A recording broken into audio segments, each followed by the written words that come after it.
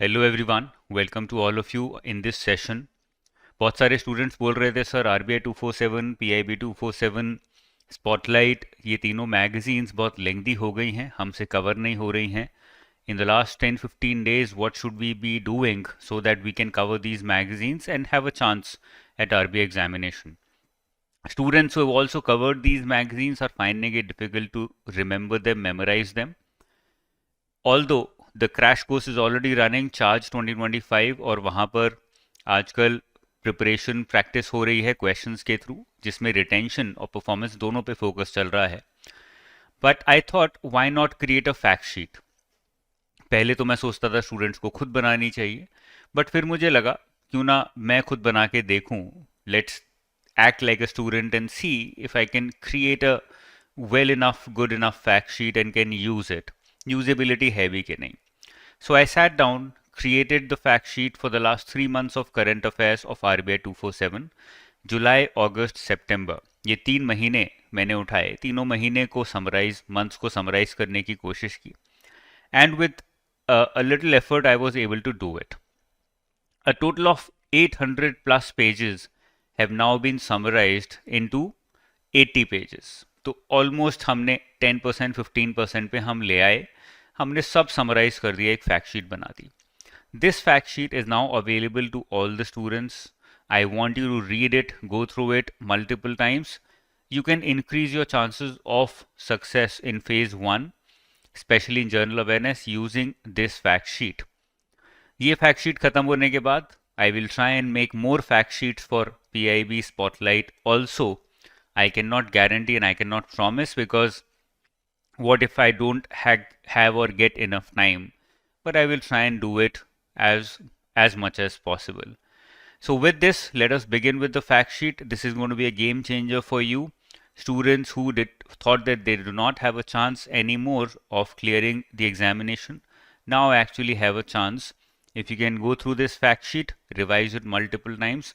Also, the students who have been reading for a very long time, this will work as a good revision for you, a good revision document that can help you a lot. अगले 2-2.5 घंटे में I will try and cover the entire fact sheet 80 pages for you.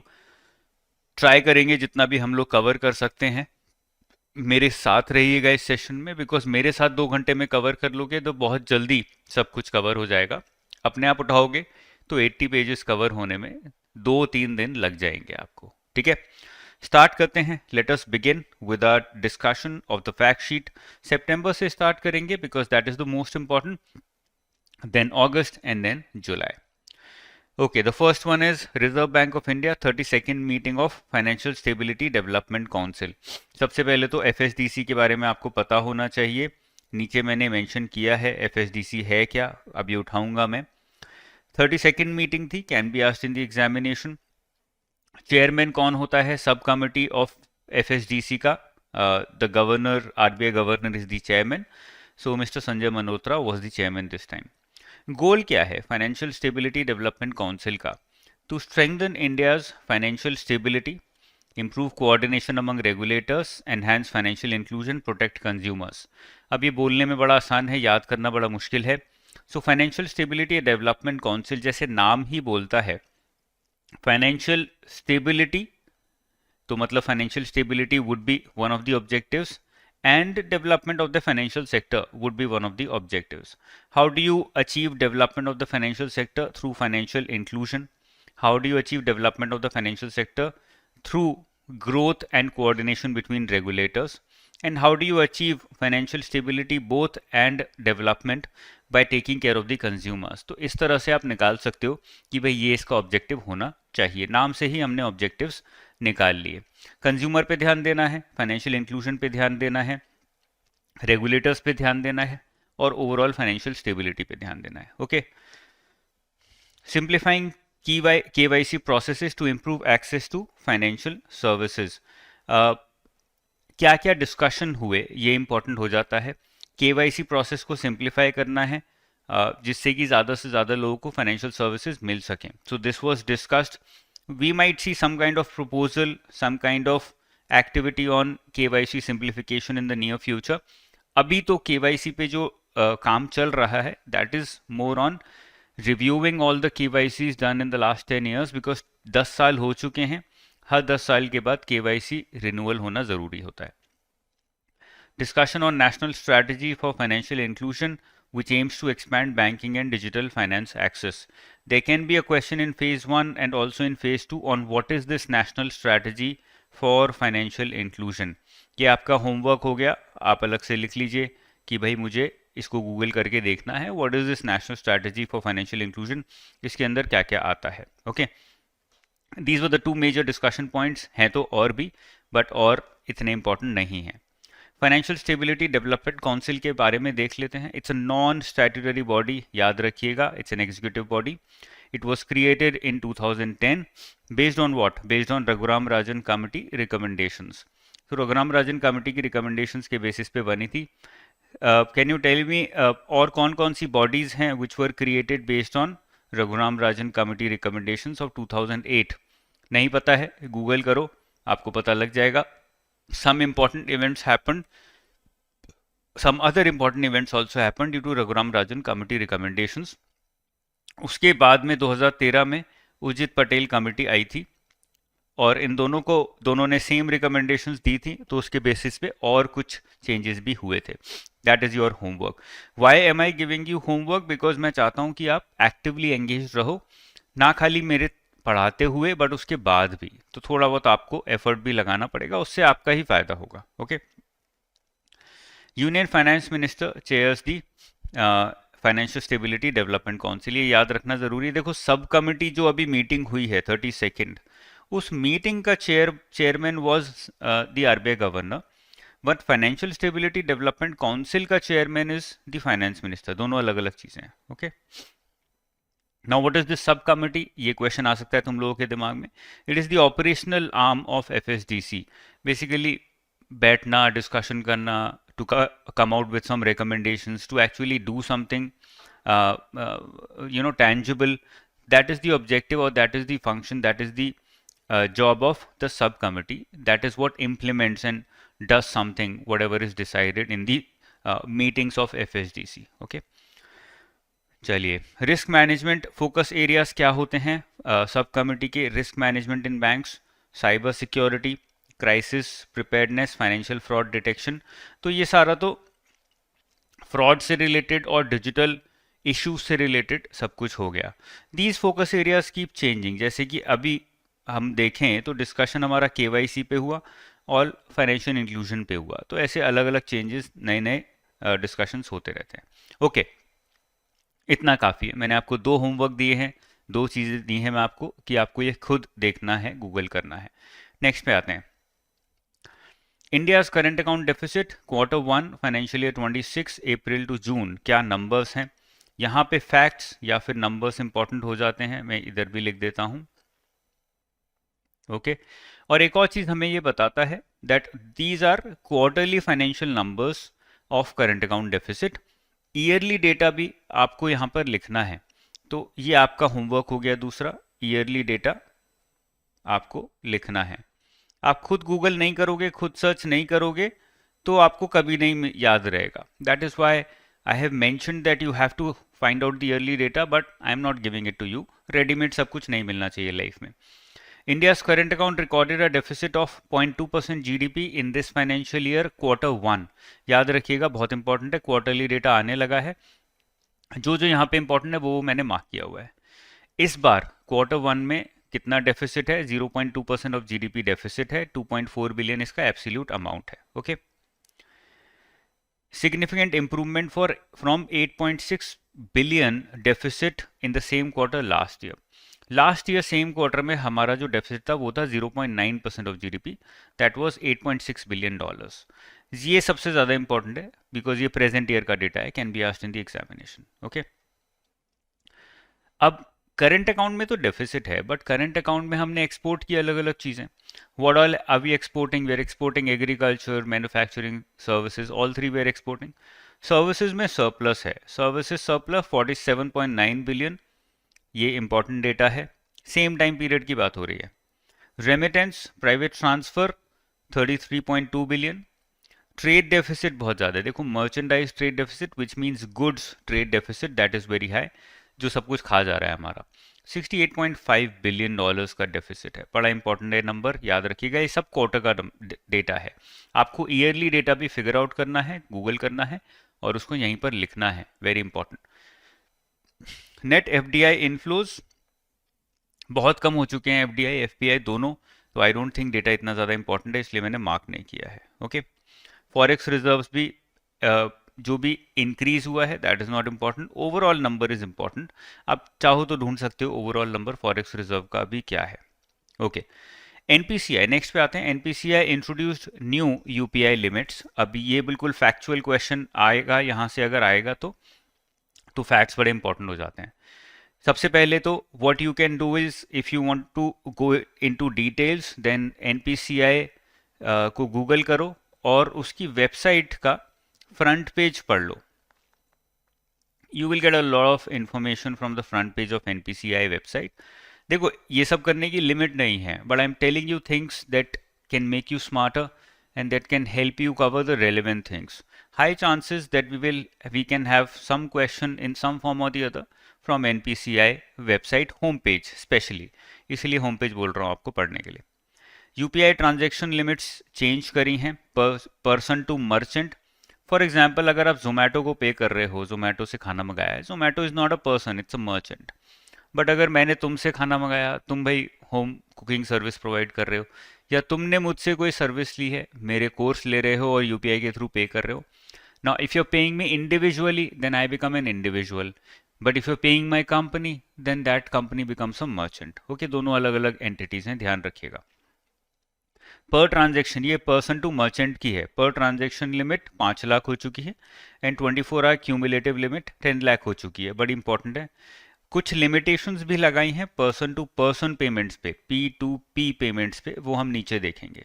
Okay, applicable categories क्या है, जैसे merchants की बात करें, इतनी ज़्यादा लिमिट क्यों है? क्योंकि क्रेडिट कार्ड का जब बिल पे कर रहे हो, you paying a merchant, you paying a company like HDFC, SBI, whatever credit card you have. So 5 lakh per transaction there and 6 lakh per day in the case of credit card bill payments, not 10 lakh per day. Overall 10 lakh, but for credit cards it's 6 lakh. Okay, jewelry 2 lakh per transaction and 6 lakh per day. Forex retail via BBPS Bharat Bill Payment System and digital term deposit opening 5 lakh per transaction and per day, same ही है।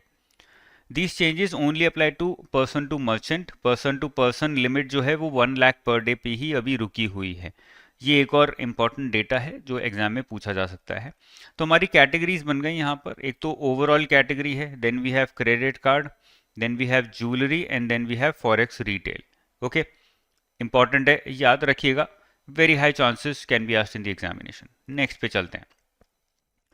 RBI growth and inflation projects, RBI के क्या क्या growth और inflation projects पे numbers हैं, projection sorry not projects. Inflation outlook क्या है RBI का? CPI inflation to rise from 4.4% in January March two 4.9% in Q1। अब ये Q1 का डेटा इंपॉर्टेंट है। Full year inflation projection is 3.1%. Full year inflation projection has been revised in the latest MPC meeting. आपका काम है यहां पर उसको लिखना, यहां पे लिख देता हूं, न्यू प्रोजेक्शन एज पर अक्टूबर MPC मीट, ये आपको यहां पर लिखना है, आपका काम है ये, ठीक है। मैं आपको लगातार I will keep giving you some homework and I will keep writing it है so that you don't forget, it's your job to get it done. Growth outlook, financial year 26 growth outlook 6.5%. This also has been revised by RBI in the new MPC meet. You have to write that as well. Okay. This is as per probably the last MPC meet. हाँ, यहाँ पर last MPC meet के basis पे है। अभी भी neutral stance है। If you don't know what is the meaning of neutral stance, you can Google it. I don't want to explain it. You can also go on my Insta page. My personal page, not anujindal.in page. वहाँ पर मैं regularly I keep posting stuff about economics and monetary economics, and I recently explained what a neutral stance is. So you can find it there as well. मैंने काफ़ी अच्छे से detail में explain किया है उधर with the write up on Instagram. Okay, so but there is an accommodative stance, there is a neutral stance, there is a dovish stance. अलग अलग stances होते हैं.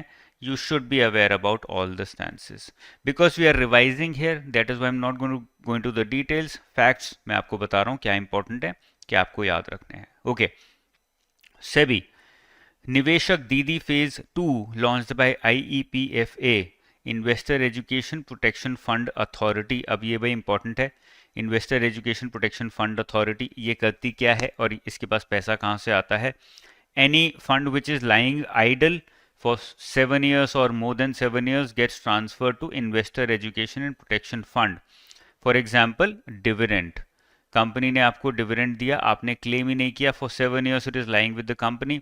The company can't keep it with itself. It has to transfer it to Investor Education and Protection Fund. Okay. निवेशक दीदी ये एक programme launch किया है investor education and protection fund authority ने.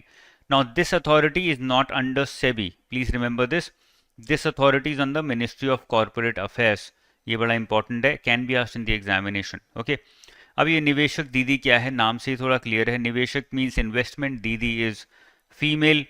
तो फाइनेंशियल अवेयरनेस रूरल एरियाज में spread करना और फाइनेंशियल इन्वेस्टमेंट्स को बढ़ाना स्पेशली अमंगस्ट विमेन, ये दोनों ऑब्जेक्टिव्स हैं निवेशक दीदी प्लेटफॉर्म के. ओके. लॉन्च कहाँ पे हुआ? हैदराबाद में. Can be asked in the examination. Now this phase 2 of Niveshak Didi, which has been launched by SEBI, has collaborated with India Post Payment Bank. Can be asked in the examination. ऐसे factual questions आते हैं. So this is SEBI plus India Post Payment Bank Initiative. Okay, ये important है. आगे चलते हैं.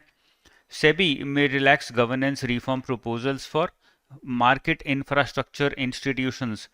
Very important term, very important name that you have to remember, you have to understand. What is the meaning of market infrastructure institutions? These are institutions. देखो नाम से काफ़ी सारी चीज़ें आप डिकोड कर सकते हो. These are institutions which are focused on providing infrastructure, financial infrastructure to the market.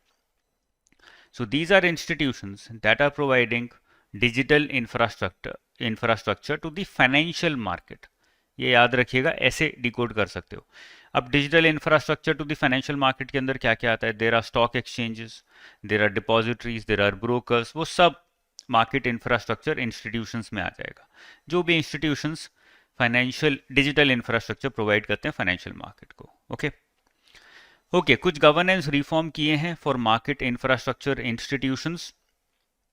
की मैनेजरियल पर्सनल, बेसिकली कंपनीज में जो लोग एक्चुअल में कंपनी को चला रहे हैं, सीईओ टाइप लोग होते हैं, उनको की मैनेजरियल पर्सनल बोलते हैं, KMP. पे 75% इज फिक्स्ड एंड 25% वेरिएबल. तो KMP के लिए बोला है सेबी ने कि भाई ये हम करना चाहते हैं, that all market infrastructure institutions, the people at the top of the company should have this structure, 75% fixed, 25% variable. इसका रीजन ये होता है कि they want to make sure that the key managerial personnel are not taking too much money from the company. Okay, इसीलिए इसको ये performance based हमने बना दिया है. ओके. और अगर फिक्स्ड होगी खाली तो प्रॉब्लम ये होगी जैसे सरकारी नौकरी में होती है, that they will not work for the interest of the company because they are anyways getting their income, getting their salary from the company. तो इसीलिए थोड़ा सा वेरिएबल एलिमेंट भी डाला है, but the variable element is not too much. Okay, clear है. आगे चलते हैं. जो मैंने मार्क किया वही आपको पढ़ने की ज़रूरत है. ये सब पढ़ना चाहते हो पढ़ सकते हो, बट मेरे हिसाब से रेलेवेंसी थोड़ी कम है. अब आई माइट बी रॉन्ग. देखो एग्जाम में ऐसा होता है. I am not making the paper, I am just teaching you. तो ऐसा होगा एग्जाम में that some things that I miss will be asked, but then I have to take that call as a teacher and I have to stick with it, because मेरा objective है majority questions आप तक पहुंचाना, ना कि हर एक question आप तक पहुंचाना. ओके, आगे चलते हैं. Association of mutual funds of India, it is like a union of the mutual fund houses in India. इन्होंने प्रपोज किया है एक mutual fund voluntary retirement account VRA. सबसे पहले तो फुल फॉर्म इंपॉर्टेंट है, वीआरए आपसे पूछ सकते हैं, VRA stands for what? The full form is voluntary retirement account. What is this? It's a retirement saving product modelled on the US 401k plan. तो retirement saving product pension product की तरह ये काम करेगा कि आप इसमें पैसे डालिए रिटायरमेंट तक, रिटायरमेंट के बाद आपको कुछ पेंशन मिलेगी। ओके, क्यों किया गया है ये? इसके दो मेजर रीजंस हैं।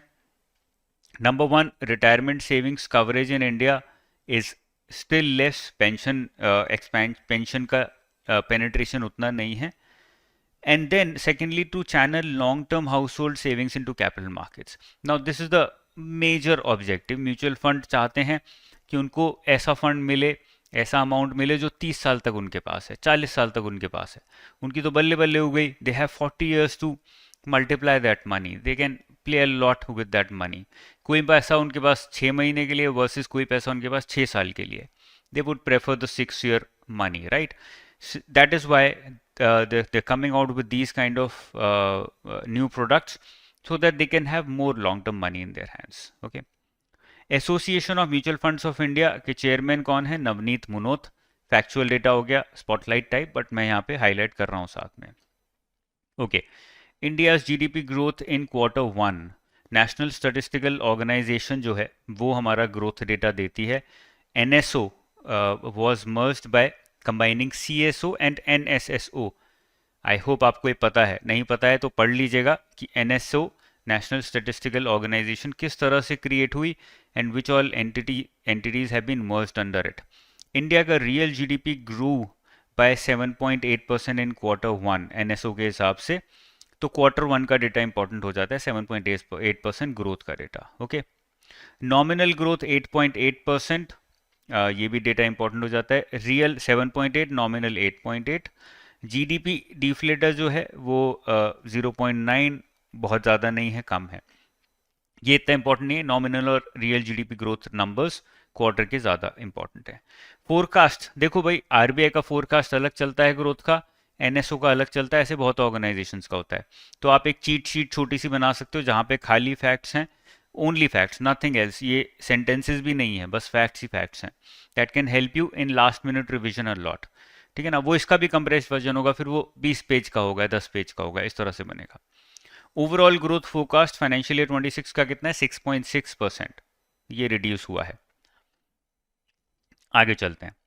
Department of financial services has released a draft amendment to allow 100% FDI in insurance companies under automatic route।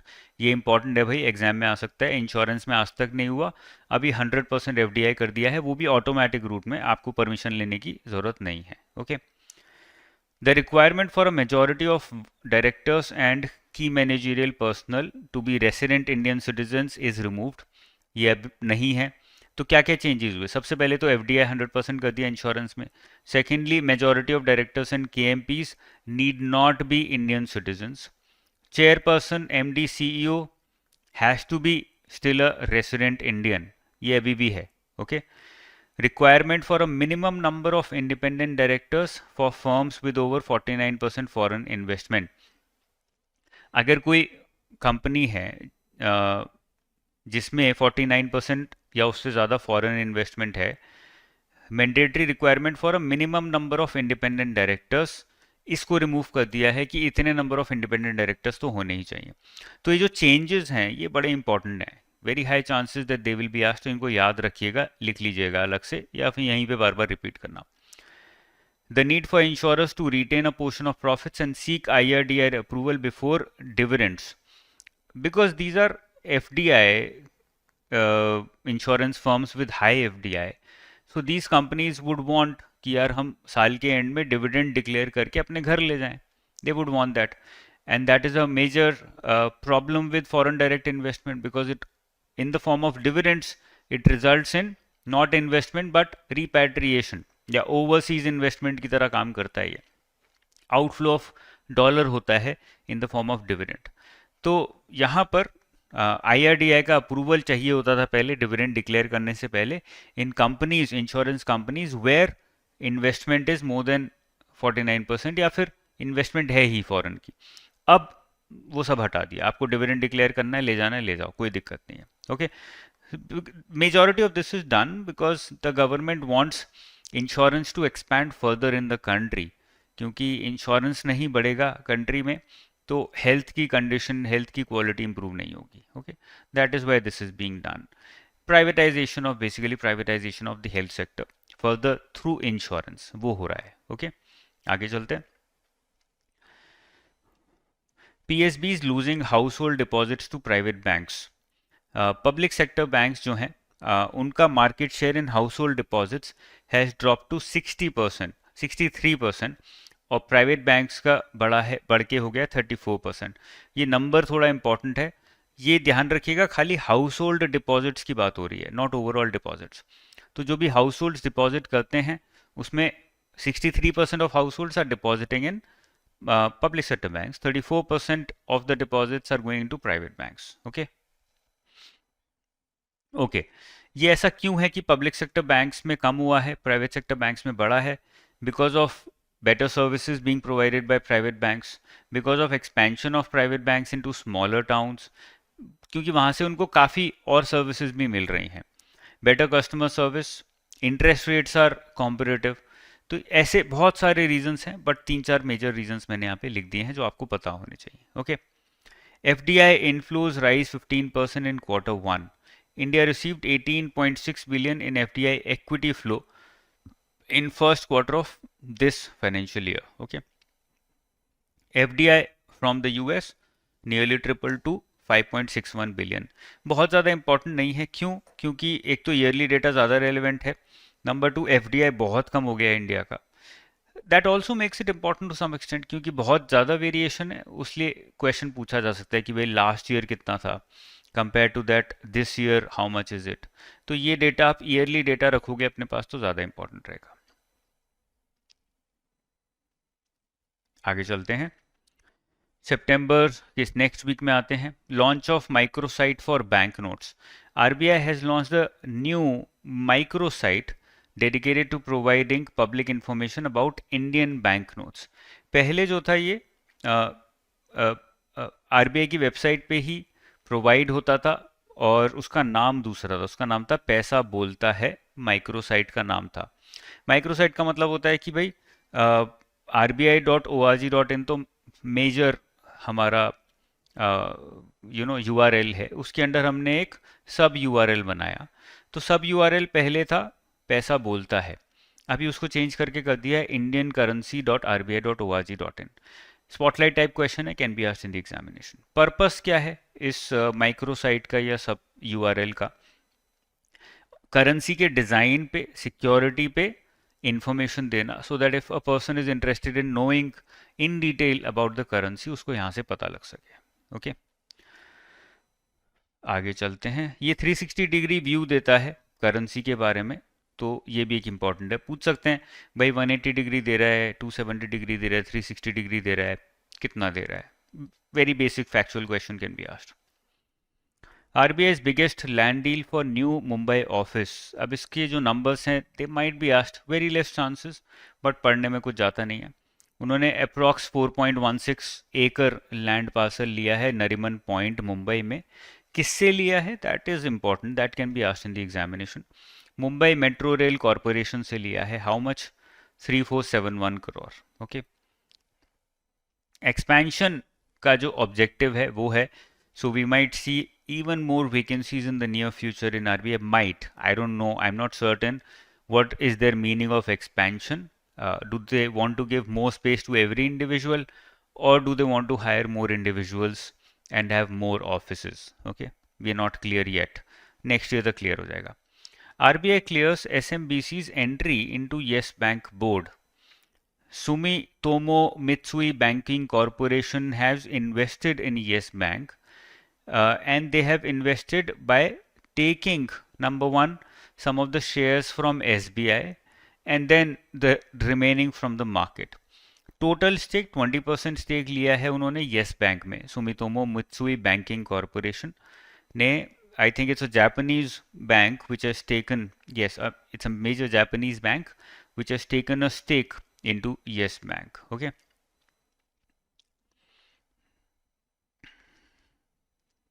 The strategic investment aims to strengthen Yes Bank's capital base and improve its governance.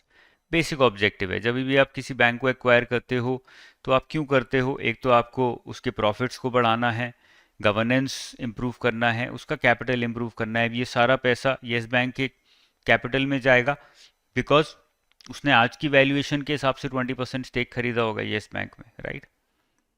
Okay, next पे आते हैं। SEBI amends InvITs and REITs rules. ये important हैं दोनों, they have been in news for the last 4-5 years.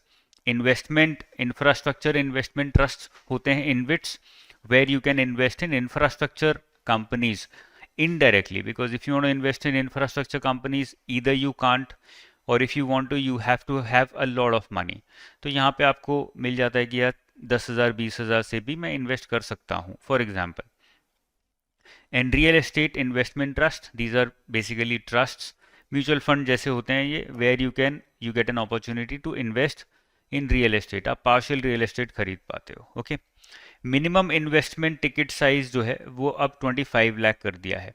इतना ज़्यादा बोलोगे sir ये तो बहुत ज़्यादा है, इतना ज़्यादा इसलिए है because these are infrastructure and real estate projects जहाँ पर overall investment is also very high, ठीक है ना? कोई एयरपोर्ट बन रहा है, इंफ्रास्ट्रक्चर प्रोजेक्ट है, 10,000 करोड़ 20,000 करोड़ का, तो ऑफकोर्स आपसे 500 के रुपए इकट्ठे नहीं करेंगे वो। सो दे वांट कि मिनिमम इन्वेस्टमेंट साइज ज़्यादा होना चाहिए। आगे चलते हैं। New framework on alternative investment funds for angel funds. SEBI ने नया फ्रेमवर्क निकाला है एंजल फंड्स के लिए। इसमें कुछ नंबर्स हैं जो इंपॉर्टेंट हो जाते हैं, देख लेते हैं एक बार। A fund must have at least 5 investors to begin investing. जो भी फंड बनता है ऑल्टरनेटिव इन्वेस्टमेंट फंड, उसमें एटलीस्ट 5 इन्वेस्टर्स होने चाहिए, तभी वो फंड इन्वेस्ट कर सकता है। Only then it can become an alternative investment fund. Okay, अब these are angel funds. Angel funds का मतलब क्या होता है? These are funds which invest in new startups or startups which have just given their proof of concept, with the idea, they invest in new startups with the idea that they can make more money. So if they can identify a good startup, they can make a lot of money in that startup, because फिर वो scale करने में help करते हैं startup को और उनको सस्ते में शुरू में शेयर्स मिल जाते हैं। That are angel funds. उनका फिर काम भी ज़्यादा होता है। Total investment in a single startup can not exceed 25 crore. हर एक एंजल फंड की ये लिमिट लगा दी है। लॉक इन पीरियड है, 1 ear lock in period for investments. ऐसा नहीं कि इन्वेस्ट किया 6 महीने बाद निकल गए। Angel funds can invest up to 25% of the total corpus abroad. 25% जो भी उनके पास पूरे फंड के पास पैसा है, up to 25% they can invest abroad. Angel funds are now a separate category and funds with over 100 crore asset under management must undergo annual audit. ये इंपॉर्टेंट है भाई। एंजल फंड्स की अलग कैटेगरी बनाई है और बोला है अगर आपके फंड के पास 100 करोड़ से ज़्यादा पैसा है जो आप इन्वेस्ट कर रहे हो, तो आपका एनुअल ऑडिट होना कंपलसरी हो गया है। ओके, आगे चलें, let's move forward. New rules of SEBI for FPIs, foreign portfolio investors के नए रूल्स हैं कुछ। Relaxed compliance for foreign portfolio investors that invest exclusively in Indian government securities under fully accessible route. जो भी एफपीआईज इंडिया में government securities में invest कर रहे हैं, so I am a foreign investor and I want to invest in India but I want to buy government securities, तो जिसको हम बोलते हैं GS FPIs, government security FPIs, उनके लिए कुछ कंप्लायंसेस कम कर दी गई हैं so that we can have more foreign money in our government securities. And because government securities are non redeemable, मतलब ऐसा नहीं कि कभी भी रिडीम कर दोगे, it's difficult to trade also, liquidity कम होती है, so you get more stable money into the economy, है ना? आपको स्टेबल डॉलर मिल जाता है। यहाँ पे देखो लिखा हुआ है, to attract more stable foreign investment into Indian government bonds, ये हमारा ऑब्जेक्टिव है, and support India's inclusion in global bond indices like JP Morgan and Bloomberg. अब आपका काम है यहाँ पर, recently one of India's bond was included in one international company's bond index। आपको मेरे को नाम बताना है, मेरे को नहीं बताओगे तो यहाँ पे लिख लेना है, at least do that, that is your homework. Chances are very high वहाँ से क्वेश्चन आ सकता है। Listed companies must disclose deeds of family settlement and similar agreements as they qualify under LODR. बहुत ज़्यादा इंपॉर्टेंट नहीं है बट फिर भी मैं समझा देता हूँ. तो सेबी ने बोला है कि जो भी लिस्टेड कंपनीज हैं उसमें फैमिली सेटलमेंट अगर होता है, जो भी मेजर लोग हैं उसमें काम करने वाले, की मैनेजरियल पर्सनल हैं, ओनर्स हैं, और वो कंपनी लिस्टेड है, तो उसमें जो भी फैमिली सेटलमेंट की डीड है that has to be disclosed. उसको मटेरियल इंफॉर्मेशन माना जाएगा and that has to be in you know public domain. That has to be disclosed to SEBI. SEBI में आ गया तो public domain में आ गया. Why? Because it's a listed company, so people's money is involved there. So people should know कि जो की managerial personal हैं उनकी फैमिली सेटलमेंट की अग्रीमेंट्स क्या हैं, कि अगर कल को कोई भसड़ होती है ना, तो लड़ाई होती है, तो how will they divide their money, how will they divide the shares of the company. ये सारे आइडिया हमें क्लियर होना चाहिए. Because Yes Bank is a listed company, listed bank, और येस बैंक स्टार्ट हुआ था by two brothers and then they ended up fighting and when they fought at that time yes bank came down a lot. So basically people lost money because of the fight between two brothers. तो ऐसा नहीं होना चाहिए. That is why SEBI is saying this becomes a material information and has to be disclosed. Okay, मैंने आपको reason बता दिया. आगे चलते हैं. CRIF SIDBI small business spotlight क्या है ये? Small businesses is defined as business with a total credit exposure of up to 5 crore. Total loans to MSMEs stood at 36.8 lakh crore. 1 second, एक बार मैं देख लेता हूँ यहाँ पर.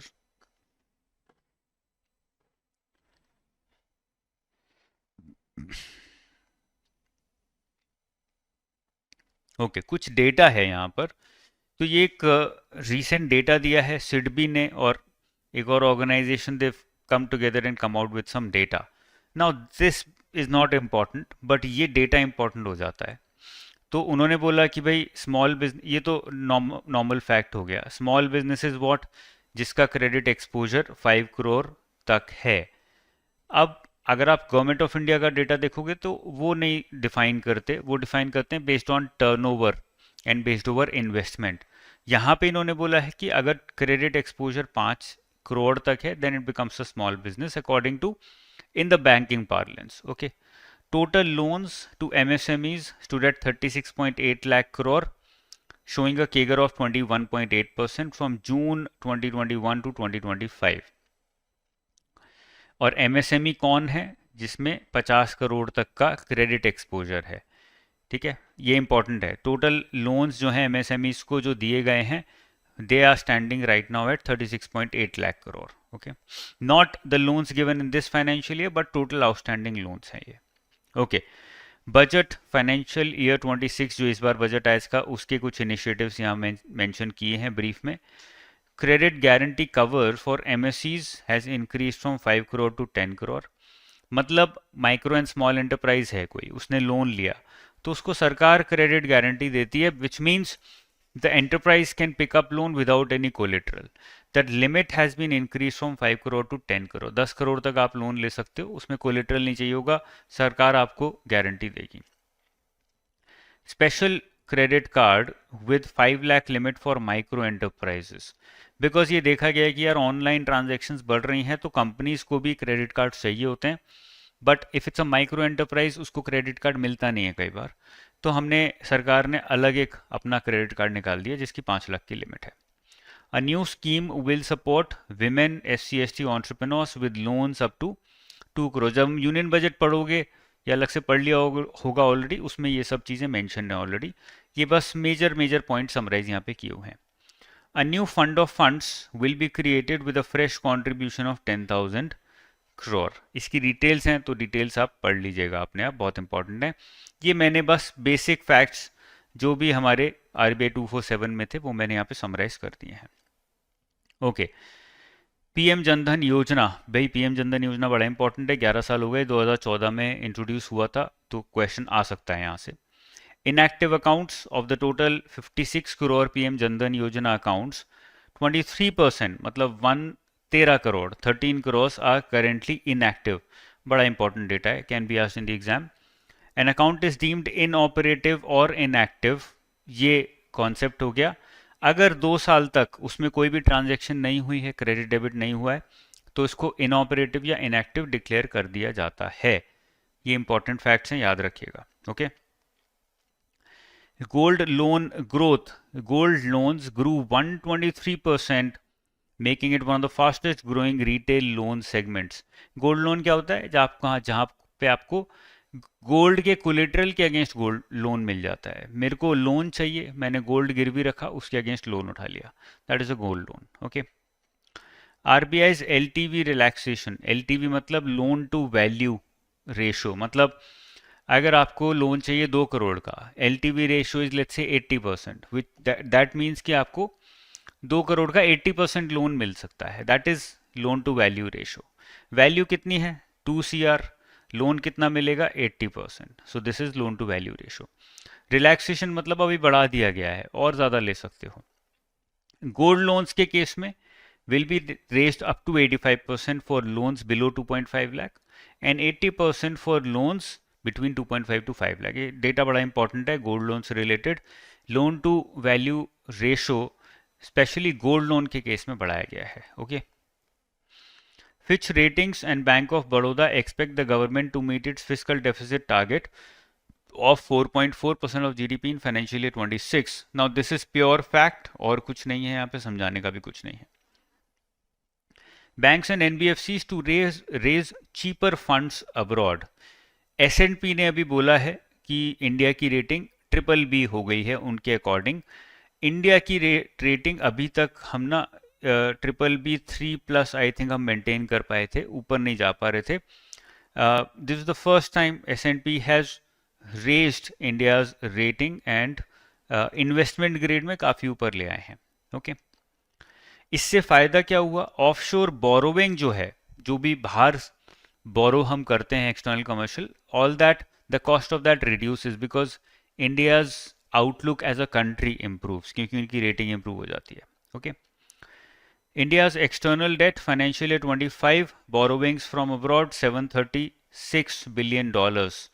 India's external debt total is $736 billion। बहुत बहुत इंपॉर्टेंट डेटा है, can be asked in the examination. Debt to GDP ratio is 19.1%। ये खाली हम एक्सटर्नल डेट की बात कर रहे हैं और सबकी बात नहीं कर रहे हैं। Overall debt to GDP ratio तो 80% से ऊपर है अभी। So we are talking about debt to GDP ratio, external debt specifically. Okay. NSO surveys for 26-27, National Statistical Office will conduct 2 major national surveys from July 26 to June 27। Next year की बात हो रही है। कौन कौन से सर्वेस करेगा NSO?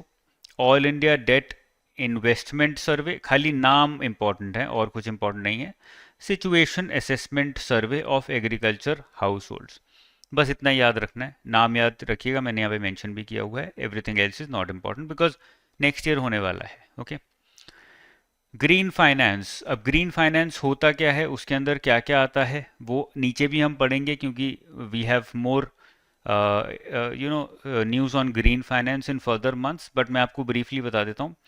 Any kind of finance that is meant for green projects, ऐसे projects which are going to help in reducing carbon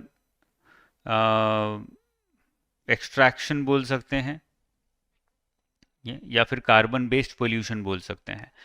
any kind of project which is expected to reduce the carbon in the air, extraction और pollution of carbon in the air, उसको अगर हम उस project को finance करते हैं तो उसको ग्रीन फाइनेंस बोलते हैं। ओके। इंडिया का नेट जीरो टारगेट कितना है? 2070 का है, and it is estimated to require $10 trillion, but we don't have that kind of money. That is why the government is saying that we should push more money towards green finance. Okay. India's stand on crypto currency regulation. Crypto जो है India में, बस यही important है यहाँ पे, crypto जो है वो लीगल टेंडर भी नहीं है और बैंड भी नहीं है। तो क्रिप्टो पे इंडियन गवर्नमेंट अभी स्टेटस को लेके बैठी है कि हम बैन कर देंगे तो प्रॉब्लम हो सकती है, लेकिन हम इसको लीगल टेंडर भी नहीं बना सकते because it is a direct competitor to the official formal financial system that we have in our country. It is an underground और an unregulated financial market जिसको रेगुलेट करना बड़ा मुश्किल है, इसीलिए उसको रेगुलेट भी नहीं कर रहे, बैन भी नहीं कर रहे. ओके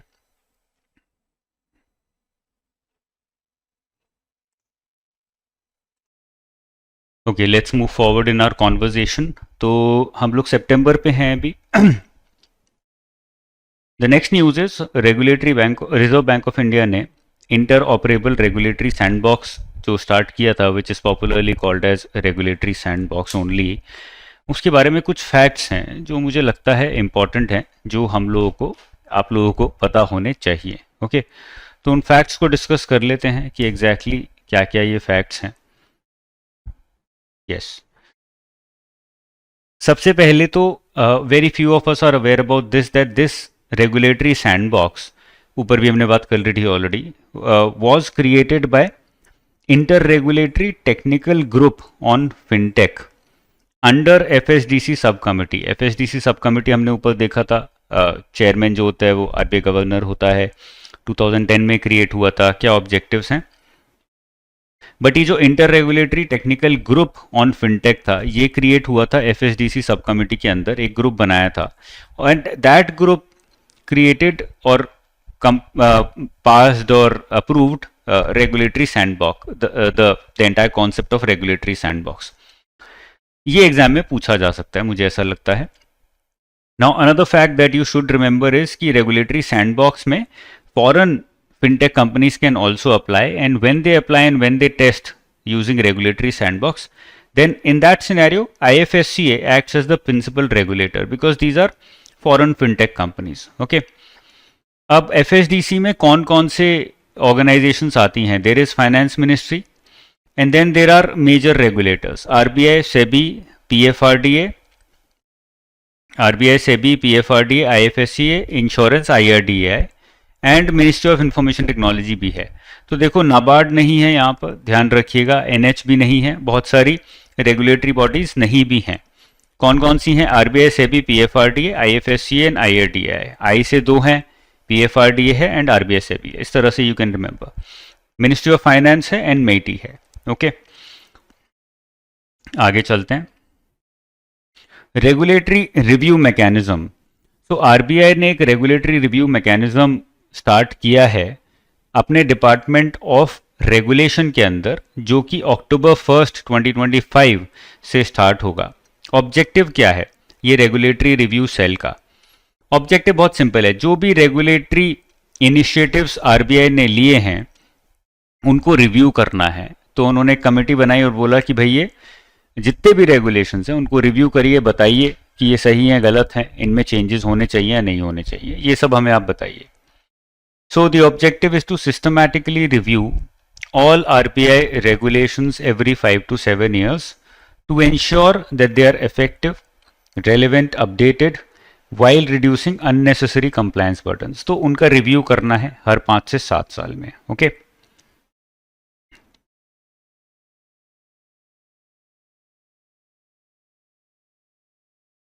एक उन्होंने एडवाइजरी ग्रुप ऑन रेगुलेशन भी क्रिएट किया है. I think I should mark this. To assist the Regulatory Review Commission और cell, they've also set up an advisory group on regulation. This advisory group on regulation, the chairman is Rana Ashutosh Kumar Singh, who's the MD of State Bank of India. ये important है, can be asked in the examination.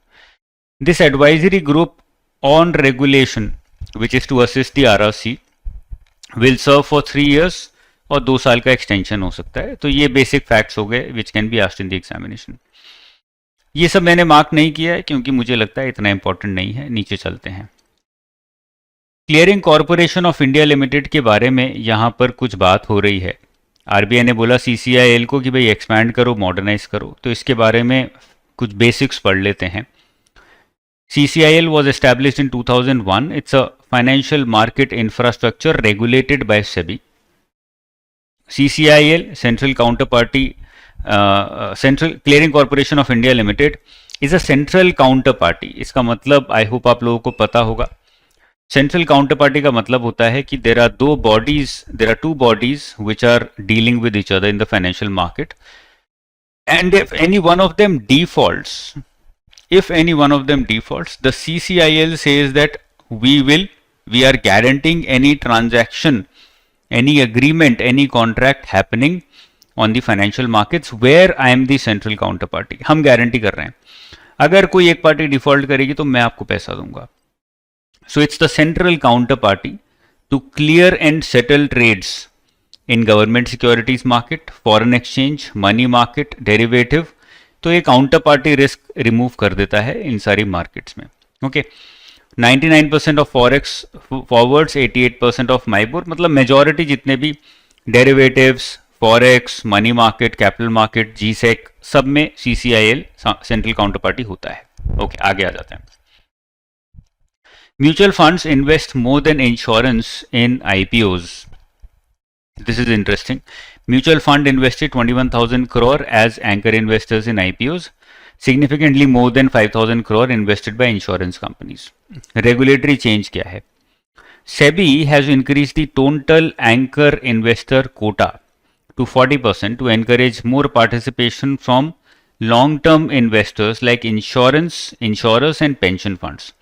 तो जो भी pension fund houses हैं, here people are not going to invest, या फिर insurance companies हैं, उनको एनकरेज करने के लिए सेबी ने बोला कि एंकर इन्वेस्टर का कोटा 40% है. मतलब if let's say a company comes out with an IPO of 100 rupees, out of that maximum 40%, मतलब 40 rupees can be invested by these companies as anchor investor.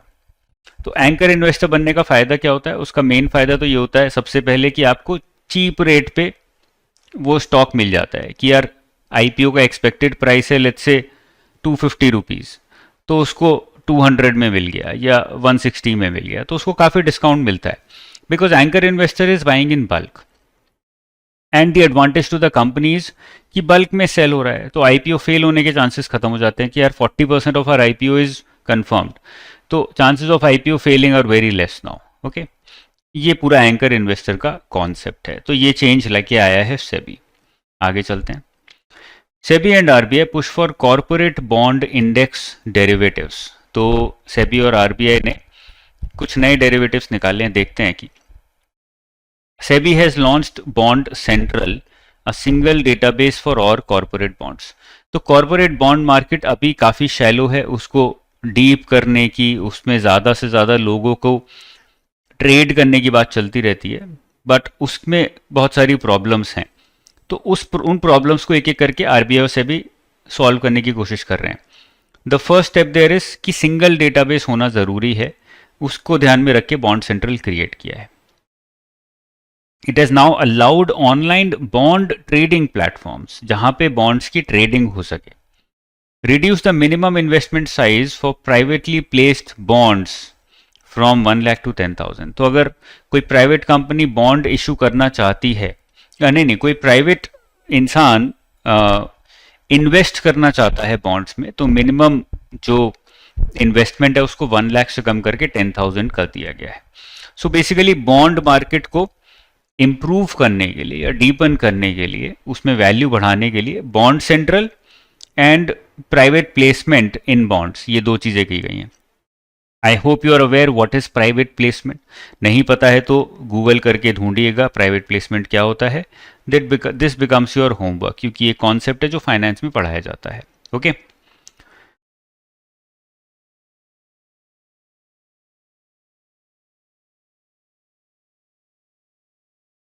आगे चलते हैं. स्वागत FI,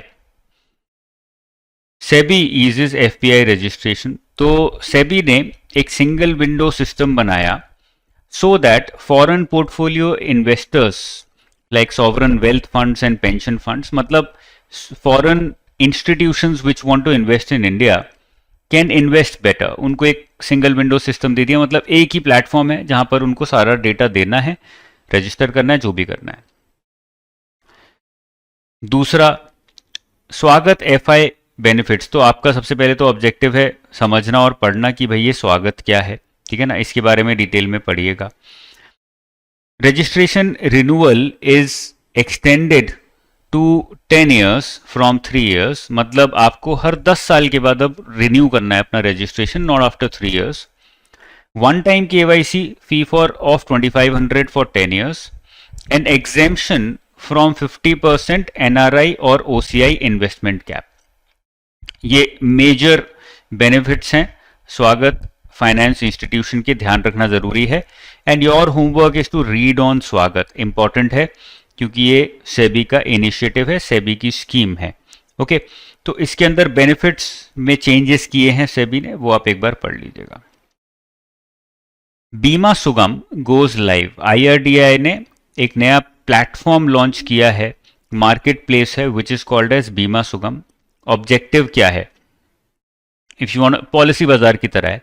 if you want bye an insurance, manage an insurance, claim करना है insurance policy में, तो वो सब आप बीमा सुगम के थ्रू कर सकते हो. ऑब्जेक्टिव है इंश्योरेंस फॉर ऑल बाय 2047. इसमें डेट को चेंज करके आपको कंफ्यूज किया जा सकता है. The platform is operated by बीमा सुगम इंडिया फेडरेशन, BSIF. ये भी इंपॉर्टेंट है.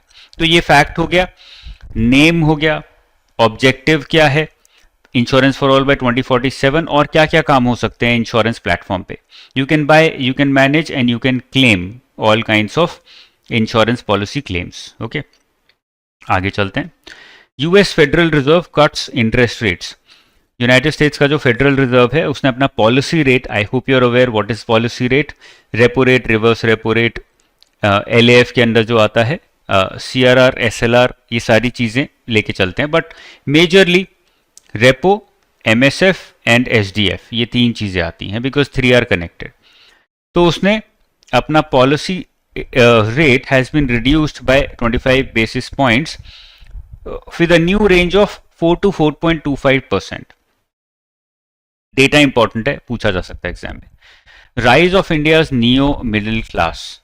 तो एक नियो मिडिल क्लास करके नया वर्ड यूज किया है व्हेन GST बचत उत्सव was launched.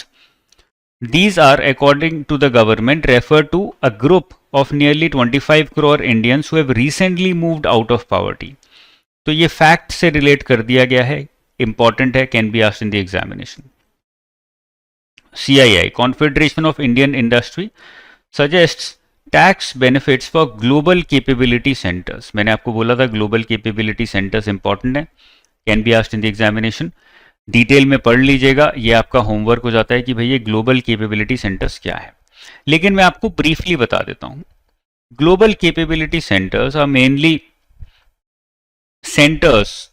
एक बिल्डिंग है, बिल्डिंग में बहुत सारे लोग बैठे हैं. तो जैसे पहले BPOs हुआ करते थे जहां पे सब बैठ के कॉल कर रहे हैं, कॉल सेंटर्स बने थे इंडिया में. Similarly more advance level of call centres अब बनने लगे हैं which are called as global capability centres. Objective क्या है? ग्लोबल केपेबिलिटी सेंटर का ऑब्जेक्टिव होता है ऐसे सेंटर्स जहां पे डिसीजन मेकिंग, इनोवेशन, ओके, जो भी कंपनीज कर रही हैं उसका टॉप लेवल मैनेजमेंट एनालिसिस, ये सब आप कर सको. So the idea is to create capability centres which can manage, not only manage but also innovate on different kinds of aspects of companies. तो ऐसे ही ग्लोबल केपेबिलिटी सेंटर्स बन रहे हैं इंडिया में, where Indian people sit and work and they take care of a lot of decision making and innovation that happens in different companies. Okay, तो CIA ने बोला है, कॉन्फेडरेशन ऑफ इंडियन इंडस्ट्री ने, कि आप भाई टैक्स हॉलीडे दो so that global capability centres can be set up in special economic zones. Tax holiday दोगे तो it will be easier for them and this can be like the next service sector boom in India. Okay. Confederation of Indian Industry says that total number of GCCs could grow from 1800 to 5000, contributing up to 600 billion to GDP and creating 25 million jobs. हमारा projection है that 75 million jobs might be lost because of AI. Out of that, 25 million jobs can be gained if global capability centers are set up, are able to have that environment so that they can grow. Okay. Government plans 20-year tax break for data centers. इस पे तो कुछ भी नहीं है, आगे चलते हैं. Fintechs introduce instant loans against mutual funds. Now, this is very dangerous, but this is how it is. Fintech platforms like PhonePe, Paytm and Cred, what are they doing? अगर आपके पास म्यूचुअल फंड्स हैं उनके against हम loan दे देंगे आपको, allowing investors to get liquidity without selling their investments. Average loan size 30,000 से 40,000, छोटा loan दे देंगे आपको, आपका म्यूचुअल फंड लीज पे चला गया या मोर्टगेज हो गया एक तरीके से, you can't sell it till the time you repay your loan amount. Okay, इस तरह से दिया जा रहा है. इसमें कुछ याद करने के लिए नहीं है, कुछ फैक्ट्स नहीं है, but you should just know it कि ऐसा हो रहा है. मॉनेटरी पॉलिसी स्टेटमेंट ऑल्दो अभी लेटेस्ट भी आ गई है, बट अगस्त की भी बेसिक चीजें देख लेते हैं. MPC neutral stance, even now neutral stance continue हुआ है. Read about different stances if you don't know, important है, कॉन्सेप्ट है.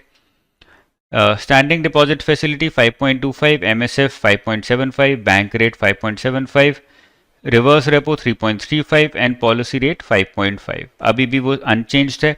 आई hope you know the difference between SDF and reverse repo. Collateral is the difference. SDF में कोई collateral नहीं लगता है for reverse repo. Reverse repo में collateral लगता था. ओके, कुछ प्रोजेक्शन से मैंने मार्क नहीं किए क्योंकि अलग जगह पर ये पढ़ाए जाएंगे. लेटेस्ट एमपीसी मीटिंग आपने देखी होगी, उसके प्रोजेक्शन ज़्यादा इंपॉर्टेंट हो जाते हैं. ये सब अब इनकी इंपॉर्टेंस खत्म हो जाती है. Okay, statement on developmental and regulatory bodies. अब RBI comes out with various different statements when they come out with their MPC. One of them is statement on development and regulatory policies. इसमें क्या बोला? RBI will standardize documentation and settlement for deceased customers accounts across banks. जो मेरा detail document है RBI 247 का, उसमें बहुत detail में इसमें मैंने बात करी है कि जो भी लोग मर जाते हैं उनके अकाउंट्स में अगर कोई नॉमिनी नहीं है, so in that case what procedure is followed by the banks, that is now standardised by RBI कि आपको यही प्रोसीजर फॉलो करना है. वो पूरा प्रोसीजर वहाँ डिस्कस्ड है, बट आई डोंट थिंक बहुत इंपॉर्टेंट है, बहुत ज़्यादा डिटेल में है.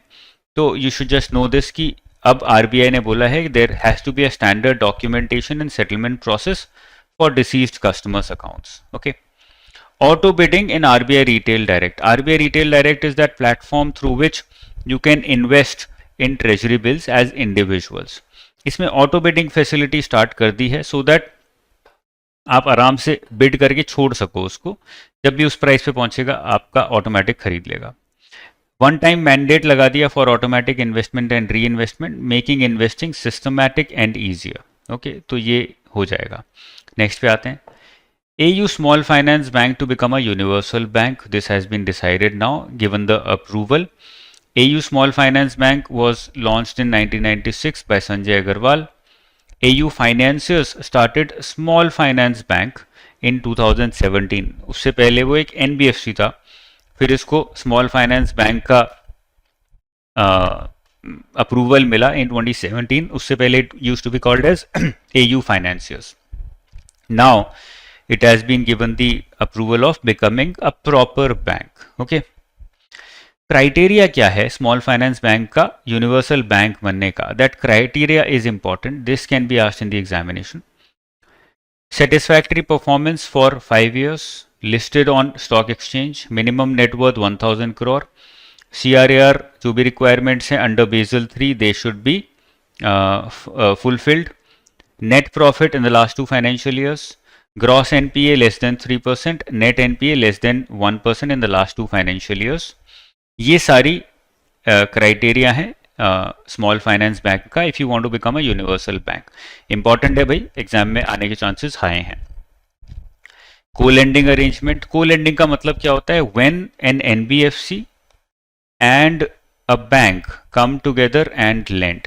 इसमें एक प्राइमरी लेंडर होता है और एक सेकेंडरी लेंडर होता है. Primary lender basically gets the customer and the secondary lender supports him कि अच्छा पूरा पैसा तुम नहीं दे सकते, हम भी आपको कुछ पैसा दे देंगे. नई डायरेक्शंस आई हैं को लेंडिंग की which will become effective from January 1st 2026. The rules apply to commercial banks, all India financial institutions and NBFCs. They do not apply to multiple banking. Multiple banking अलग है, कंसोर्टियम बैंकिंग, सिंडिकेशन लोन्स, ये सब अलग है. Syndication loans में multiple banks are coming together to give a loan, but there is one lead bank. ठीक है, but को लेंडिंग में एक एनबीएफसी होता है, एक लेंडर होता है, एक बैंक होता है। ओके, अब ये किसके ऊपर अप्लाई नहीं होगा, ये भी क्वेश्चन पूछा जा सकता है। स्मॉल फाइनेंस बैंक के ऊपर अप्लाई नहीं होगा, लोकल एरिया बैंक के ऊपर अप्लाई नहीं होगा, रीजनल रूरल बैंक के ऊपर अप्लाई नहीं होगा। इंपॉर्टेंट है, याद रखिएगा। क्या क्या गाइडलाइंस हैं? Number 1, minimum loan share. अगर दो को लेंडर्स हैं then both of them have to maintain at least 10% of the loan on their books। मतलब टोटल लोन 100 रुपए का दिया आपने, तो हर एक लेंडर के पास 10 रुपए का तो लोन तो मिनिमम होना चाहिए, अदरवाइज वो को लेंडिंग नहीं कहलाएगी फिर, क्योंकि उसका स्टेक बहुत कम हो गया। The originating lender, which is the primary lender, must transfer the partner's share of the loan within 15 days of disbursement। मतलब जो ओरिजिनेटिंग लेंडर है उसको 15 दिन के अंदर अंदर सारा लोन देना है, जो बोरोवर है उसको। All payments have to be done through an escrow account. I hope you guys are aware what's an escrow account. नहीं पता है तो पढ़िएगा उसके बारे में, वो कॉन्सेप्ट है, इसलिए यहाँ पे मैं नहीं घुसा रहा हूँ। Default loss guarantee. Originating lender can offer a default loss guarantee up to 5%। मतलब क्योंकि ओरिजिनेटिंग लेंडर ही बोरोवर को खींच के लेके आया है, तो ये डिफॉल्ट लॉस गारंटी देता है। मतलब if the party defaults up to 5% of the loan, तो मैं पे करूंगा। He is taking the responsibility of default of the party और बाय द पार्टी। तो ये important, default loss guarantee 5%, 10% minimum stake होना चाहिए और 15 दिन में लोन को देना है आपको। बहुत सारे गाइडलाइंस आई हैं, बट ये मेजर मैंने यहाँ पे मेंशन कर दिया आपको। International trade settlement in Indian rupee, this is important. तो आरबीआई ने ऑथराइज डीलर्स को बोला कि आप स्पेशल रूपी Vostro account you can open now for foreign banks without RBI approval. Without RBI approval, if a foreign bank wants to settle any trade with India, for example,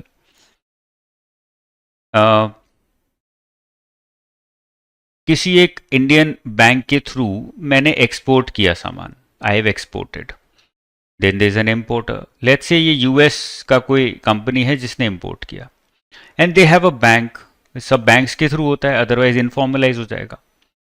now this is a foreign bank for India. तो RBI बोलता है कि if there is an authorized dealer category 1 bank which is involved here, that bank, exporter का bank अगर AD category 1 bank है, that bank can open a Vostro account. Vostro account is an account with an Indian bank belonging to a foreign bank.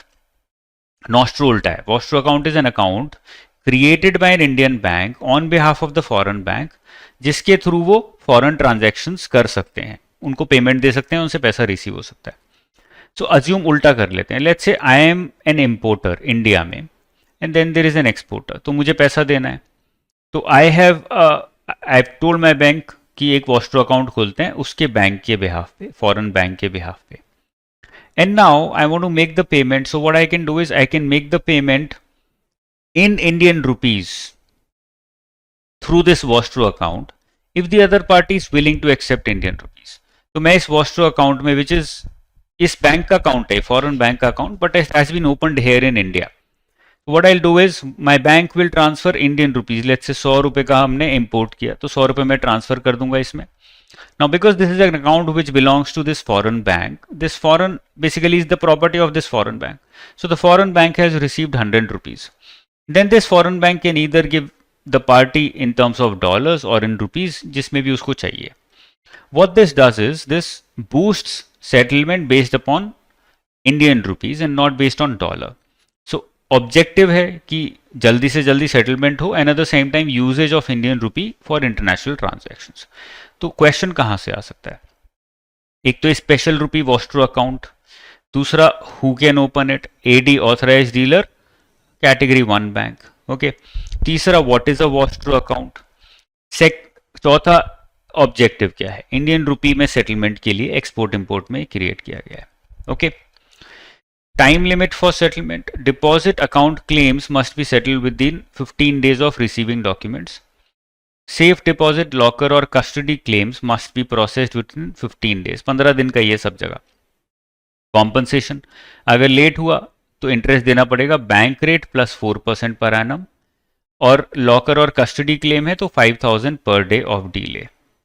अच्छा ये अलग है, this is for, वही मैं सोच रहा था, settlement of claim for disease depositors, जो मैंने भी आपको बताया था कि अगर कोई डिपॉजिटर मर जाता है और उसका कोई नॉमिनी क्लियर नहीं है, तो सबसे पहले तो प्रोसेस के थ्रू आरबीआई ने एक स्टैंडर्ड प्रोसीजर बना दिया कि आपको ये प्रोसेस फॉलो करके नॉमिनी क्रिएट करना है, उस नॉमिनी को पैसा देना है। Let's say tomorrow someone in someone's family dies, passes away, कोई बड़ा इंसान निकल गया। अब वो निकल गए तो उनके जो भी अकाउंट्स थे, उन अकाउंट्स में जो भी पैसा था, लेट्स से 10 लाख रुपए पड़े हैं, it has to pass on to someone, either the wife or the kids or donation, whatever is to be done. तो बैंक का काम है वो सब फिगर आउट करवाना, एंड आफ्टर दैट डॉक्यूमेंट्स मिलने के 15 दिन में सेटल करना, सारा पैसा देना। और अगर कोई डिपॉजिट लॉकर है, लॉकर्स भी रखते हैं लोग बैंक्स में, तो उसको भी 15 दिन में देना। लॉकर के केस में the penalty is 5,000 per day for delay, और अगर नॉर्मल डिपॉजिट का क्लेम है तो penalty is bank rate plus 4% for the delay. ठीक है, क्लियर है। Bright spots, credit to micro and small industries surge to 19.3% and medium industries 13.1%। Bank credit की बात हो रही है यहाँ पर, बैंक क्रेडिट ग्रोथ की बात हो रही है। तो टोटल बैंक क्रेडिट ग्रोथ, ये मंथली डेटा है इसलिए मैं बहुत ज़्यादा इसको मार्क नहीं किया है, but micro and small industries का जो क्रेडिट है, credit going to these industries has increase to 19% and medium industries 13%। ये ग्रोथ हुई है। ओके, ज़्यादा इंपॉर्टेंट नहीं है, आगे चलते हैं। SEBI proposes IPO allocation shift, which means for IPOs above 5,000 crore, SEBI ने बोला है reduce retail investor quota from 35 to 25, which means अगर कोई आईपीओ है more than 5,000 crore, then the minimum amount that has to be received from retail investors is now 25%. SEBI ने propose किया, पहले 35 था कि कम करो इसको, and increasing institutional investor quota from 50 to 60, कि इंस्टीट्यूशनल इन्वेस्टर 60% तक डाल सकते हैं। ये भी प्रपोजल है, अभी फाइनलाइज नहीं हुआ है। ये परसेंटेजेस इंपॉर्टेंट हो जाती हैं, can be asked in the exam. SEBI expands strategic investors in रीट्स and InvITs, तो सेबी ने बोला है कि foreign investors, qualified institutional buyers, public financial institutions, insurance funds, pension funds, basically all kinds of institutions, not individuals, institutions, whether it is foreign institutional buyer, foreign public financial institution, insurance, pension funds, to invest as strategic investors in real estate investment trust and infrastructure investment trust. Okay, तो उन्होंने बोला है कि as strategic investors you can invest in REITs and InvITs. तो question क्या आ सकता है, who can be strategic? strategic मतलब ऐसे investors which have major stake. तो उन्होंने बोला है कि you can now become strategic investors in REITs and InvITs. कौन बन सकता है? Foreign investors, QIBs, public financial institutions, insurance funds and pension funds. Important हो जाता है ये, can be asked in the exam. Okay.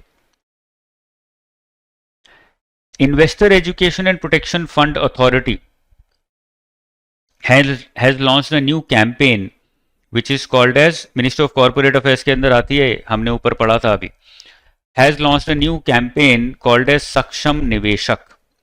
Objective क्या है? To help shareholders recover unclaimed dividends and update their KYC and nomination details.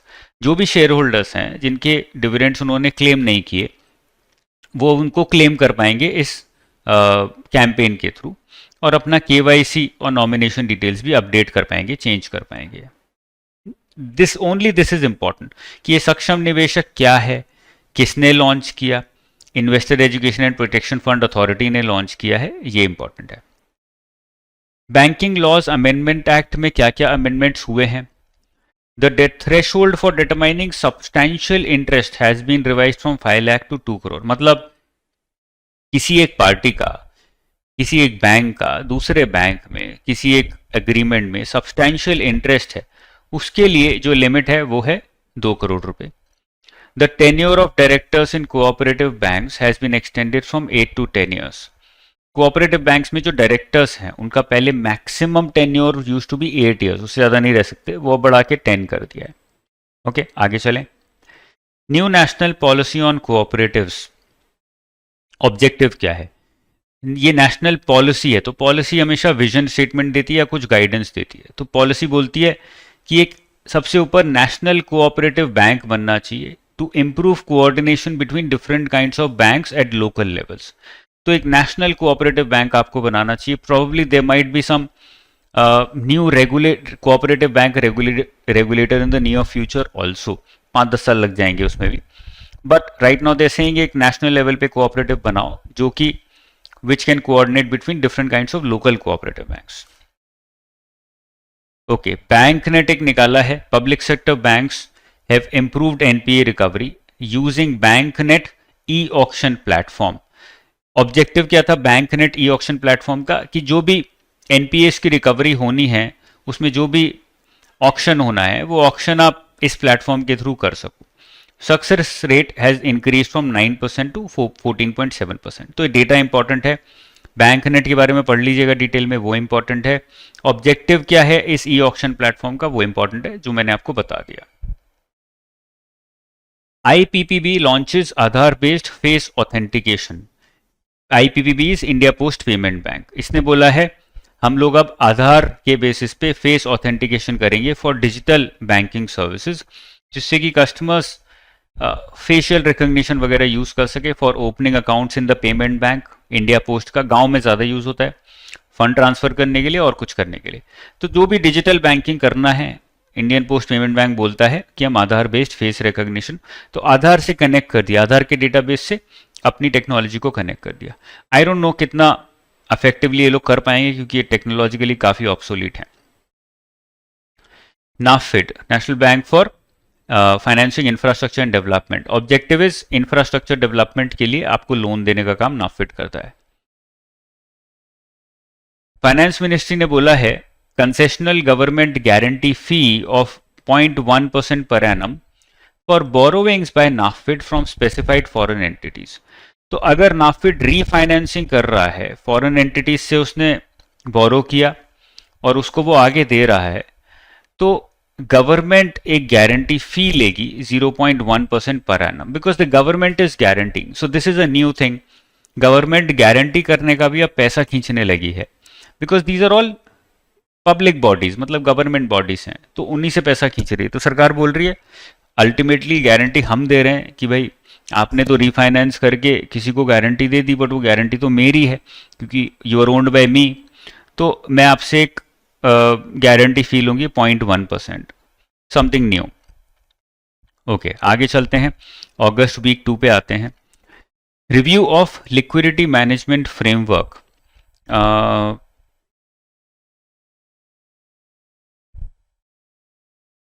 Okay, liquidity management framework का मतलब क्या होता है?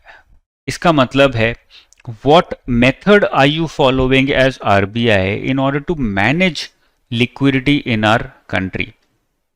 आप कौन कौन से टूल्स यूज करते हो, आप डिसीजंस किस बेसिस पे लेते हो, कौन कौन से पैरामीटर्स आप चेक करते हो when you want to increase और decrease liquidity in the system, all of that is called as liquidity management framework.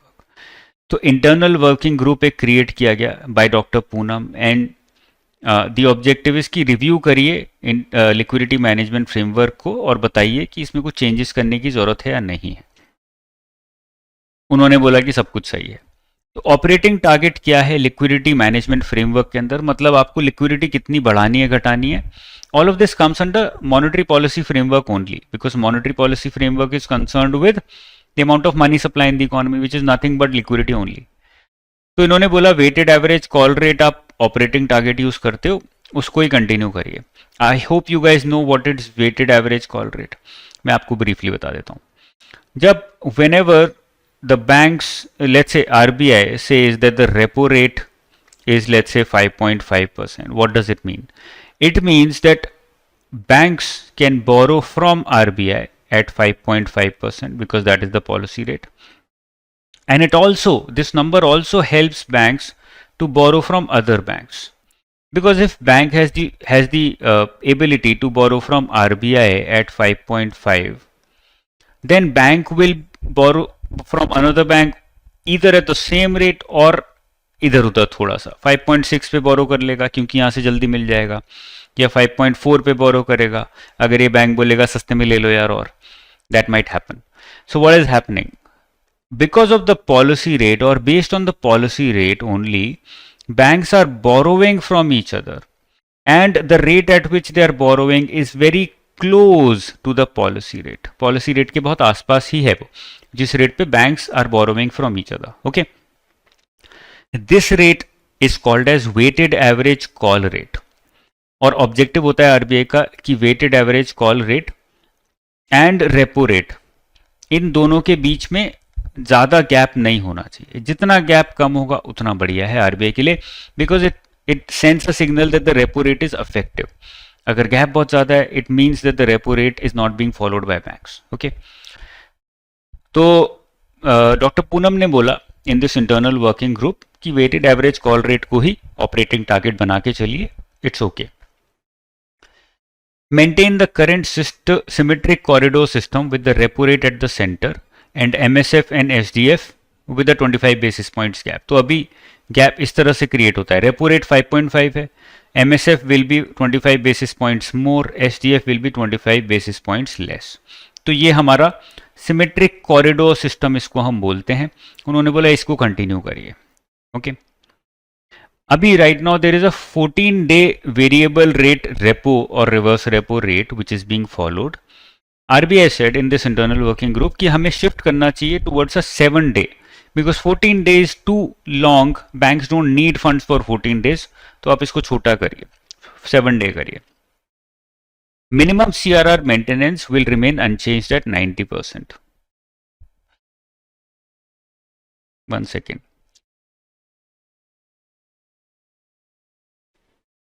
Daily minimum, मैं कंफ्यूज हो गया. तो इसी इंटरनल ग्रुप ने बोला कि भाई चेंज नहीं करते हैं ये. Now what is this? For example CRR की रिक्वायरमेंट है 4%. This means that if SBI has net demand and time liabilities of 100 rupees, out of this 4 rupees has to be kept with RBI.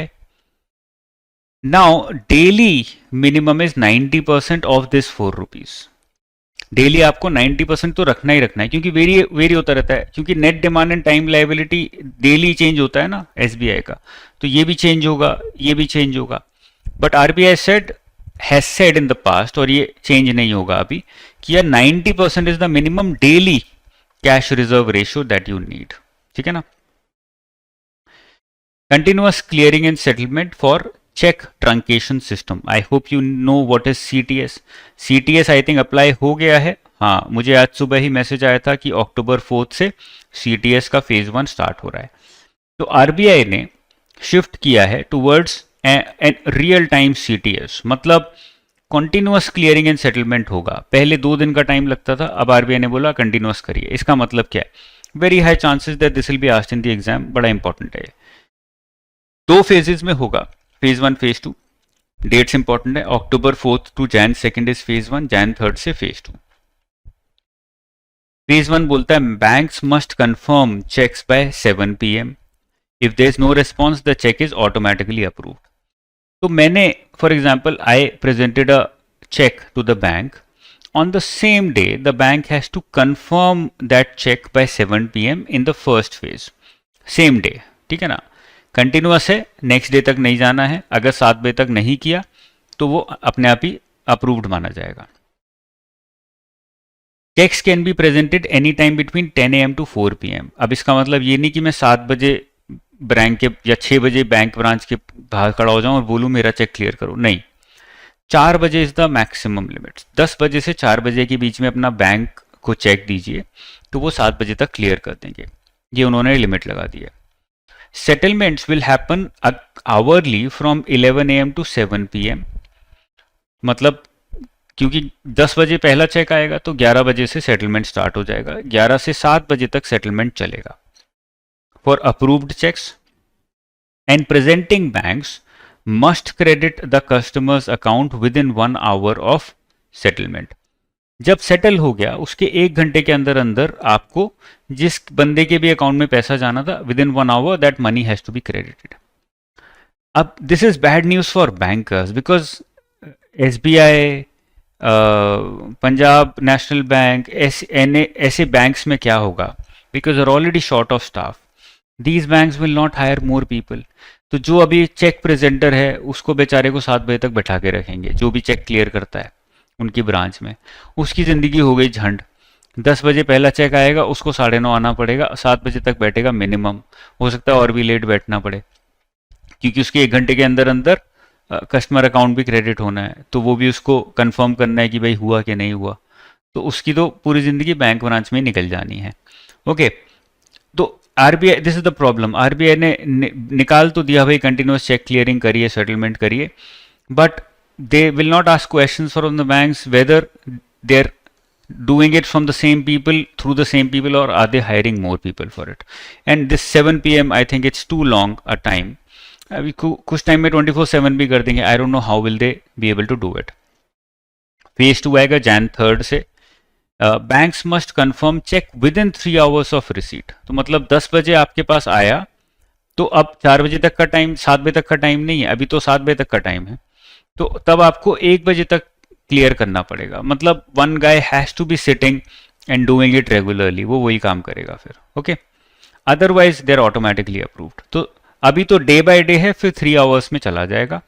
अभी 10 AM to 4 PM you can give the cheque, then also it will be the same thing. 7 बजे 11 से 7 तक आपका approval का time है। Okay, I hope this is clear.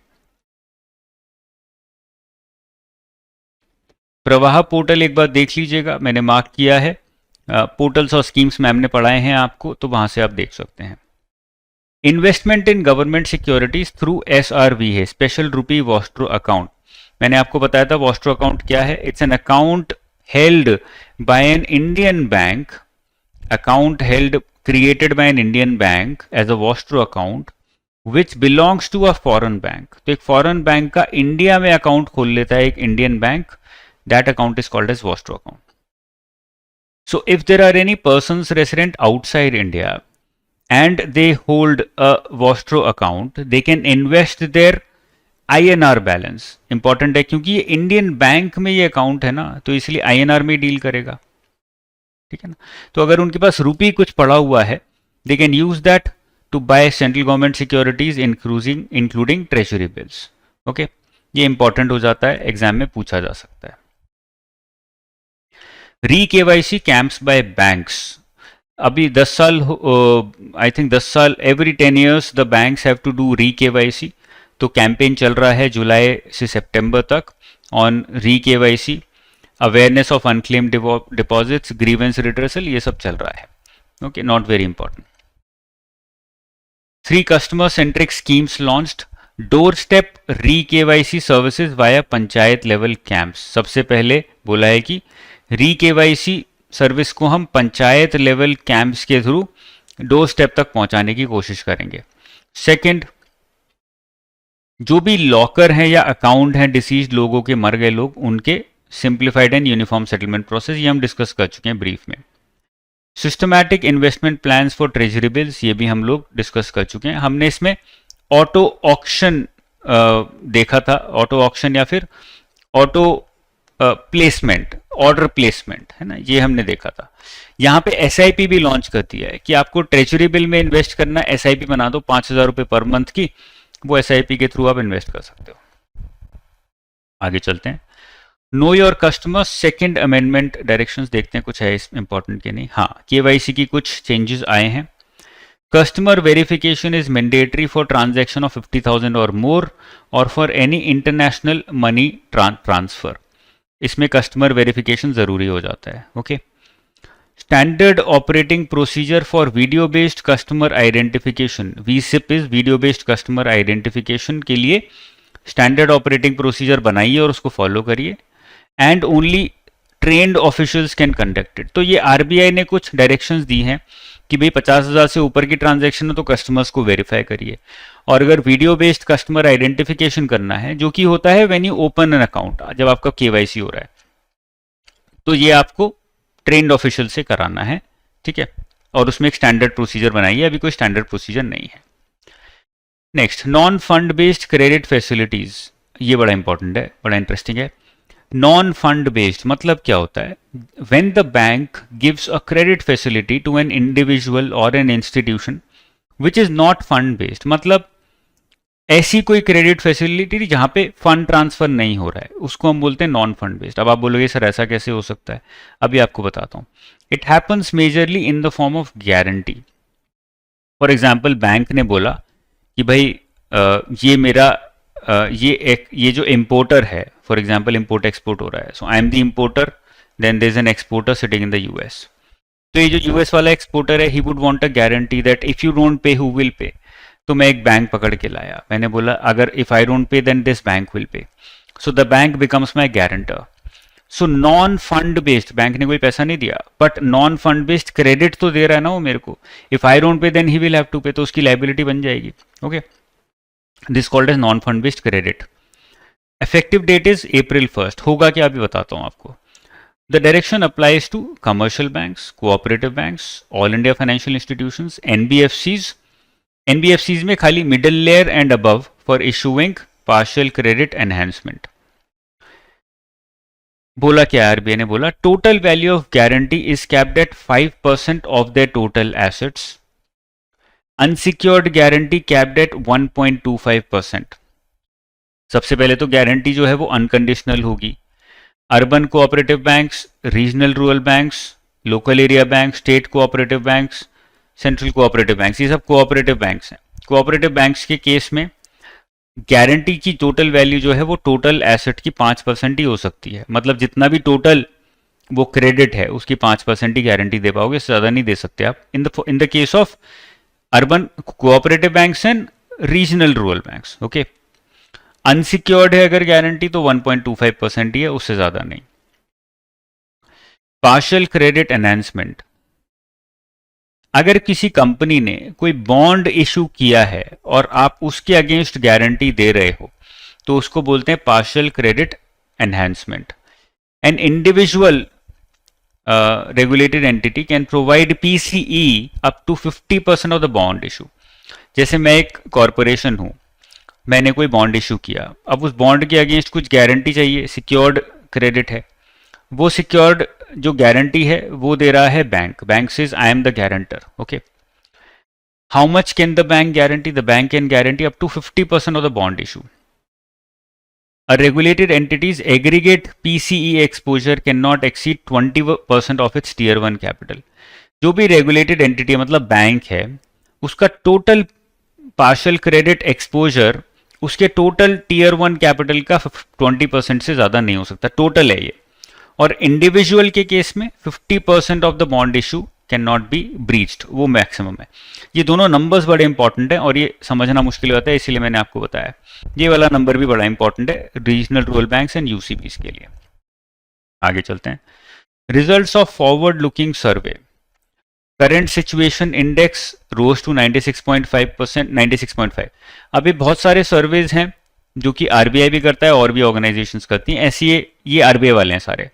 तो forward looking सर्वे RBI ने जुलाई में किया, उसमें current situation index 96.5, future expectation index 124.7। बहुत इंपॉर्टेंट नहीं है लेकिन फिर भी बता रहा हूं। ऑबिकस सर्वे मैन्युफैक्चरिंग के लिए किया जाता है और ये भी आरबीआई करता है। भाई ये इंपॉर्टेंट है, ये पढ़ लेना एक बार, डिटेल्स में मैंने आरबीआई 247 में दिया हुआ है। Capacity utilisation in manufacturing sector rose to 77.7%।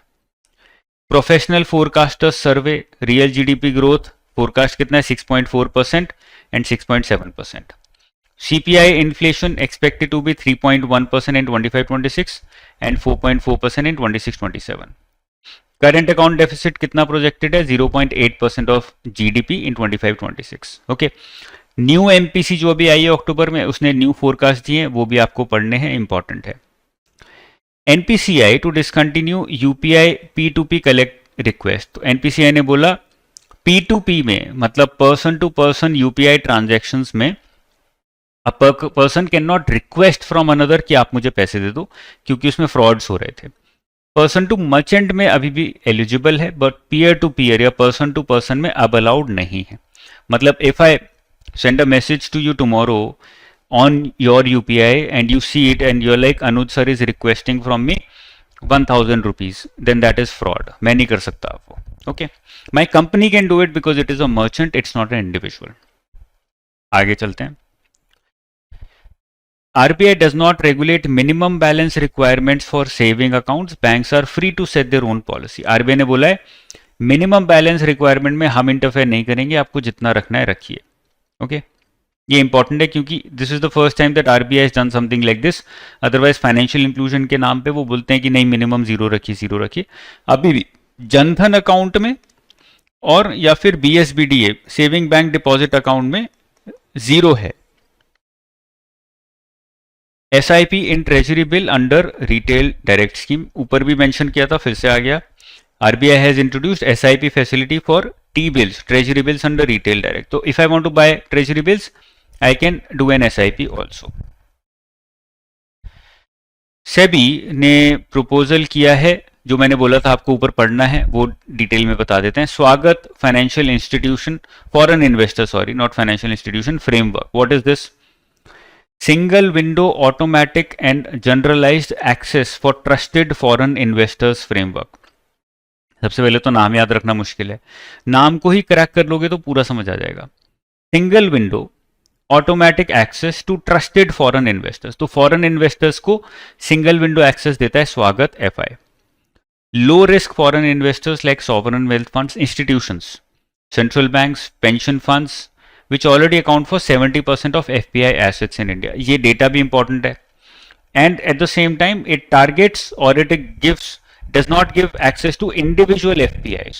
It gives access to companies or institutions. Okay. A single demat account for holding all securities, not very important. नीचे चलते हैं. RBL Bank has partnered with CAMSPay to launch a new digital payment gateway for businesses offering real-time merchant settlement. ये तो spotlight type news हो गई, but वहाँ पे skip हो जाती है तो इसलिए यहाँ पे मेंशन की जाती है. तो RBL and CAMSPay have launched a new digital payment gateway. Digital payment gateway क्या करते हैं? जिससे कि आप पेमेंट कर सकते हो एक दूसरे को. जैसे मेरा डिजिटल पेमेंट गेटवे है, तो आप जब पेमेंट करते हो तो मैंने कोई इंफ्रास्ट्रक्चर नहीं बनाया है, मैंने बस अपनी वेबसाइट को उस पेमेंट गेटवे से कनेक्ट कर दिया है. Now you making payment to that payment gateway and that payment gateway makes payment to me. Okay. Taxation of virtual digital assets. CBDT ने नज कैंपेन बनाया to improve compliance by sending reminders to tax payers who traded in virtual digital assets but did not report in their ITR.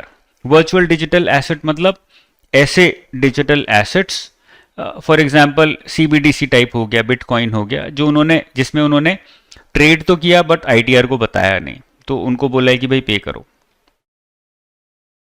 IRCTC to enter fintech space, वो बोल रहे हैं हम अपना payment aggregator बनाएंगे, train चला लें वही बहुत है. I don't know why are they getting into it, but they got approval by RBI कि भाई बनाइए अपना पेमेंट एग्रीगेटर बनाइए, ठीक है ना, बेसिकली गेटवे बनाइए.